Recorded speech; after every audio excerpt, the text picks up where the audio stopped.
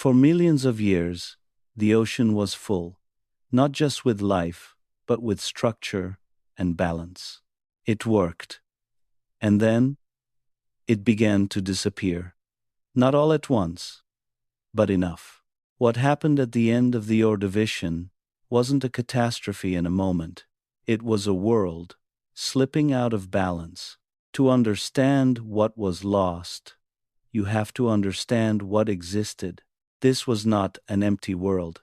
Predators moved through open water, not randomly, but with purpose. Entire ecosystems had formed, layered, connected. Everything had a place. Everything had a role. Some hunted, some filtered, some simply endured. And for millions of years, it held. But it held under very specific conditions. And those conditions were about to change. The Ordovician Ocean didn't survive because it was strong. It survived because it was stable. Temperatures held within a narrow range. Sea levels remained high, spreading shallow oceans across the continents. These shallow seas were everything. They provided space, they provided light, they provided life. But this balance came with a cost. Everything here was adapted to consistency. And when a system depends on stability, it doesn't take much to break it. The change didn't begin in the ocean, it began with the land itself. As continents shifted, one of them moved into a place it had not been before. And slowly, the world began to cool. Ice formed and did not leave. And when water freezes, it has to come from somewhere. It came from the ocean. And the oceans began to retreat. At first, it was slow, almost unnoticeable.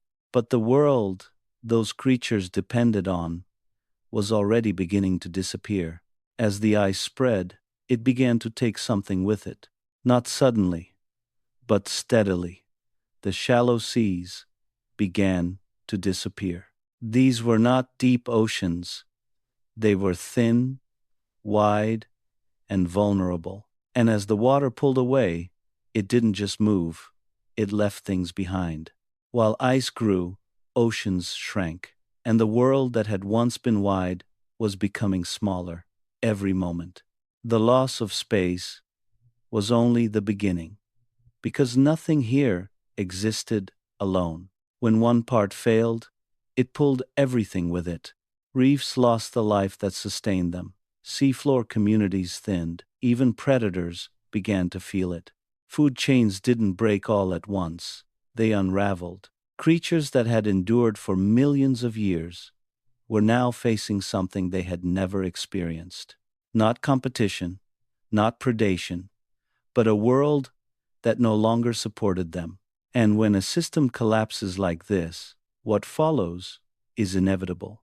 There was no single moment when everything ended. No sudden collapse, no instant silence, just less. Less life in the water, less movement, less sound, until even the hunters had nothing left to hunt. Species disappeared.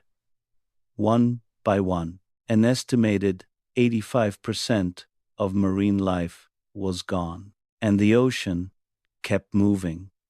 Because the world doesn't stop when life disappears.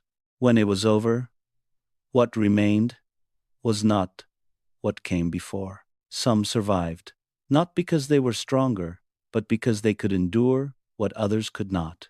And slowly, as the continents continued to drift, the world began to shift again, and new systems would form. New life would rise. But it would not be the same world, and it would not be the same life. The Ordovician didn't end with an explosion. It ended with a silence that reshaped everything that followed. This extinction had a cause, not a mystery. As Gondwana settled over the pole, ice began to form, and as that ice grew, it locked away vast amounts of water. Sea levels fell. The shallow seas, where most life existed, began to vanish. With less space, populations shrank. With fewer organisms, food webs collapsed. And as oceans shifted, some waters lost their oxygen. Life wasn't just losing space, it was losing the ability to breathe. This was not one event, but a chain of them, and together they removed most life from the sea.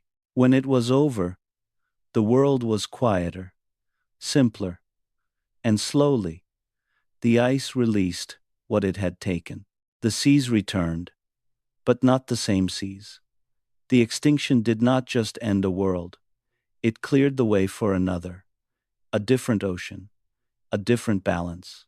In the time that followed, life did not just recover, it adapted. And in the period that came next, it would begin to change the world in ways it never had before. For more about early life on Earth, please like, subscribe, and hit the bell. This has been For What It's Worth.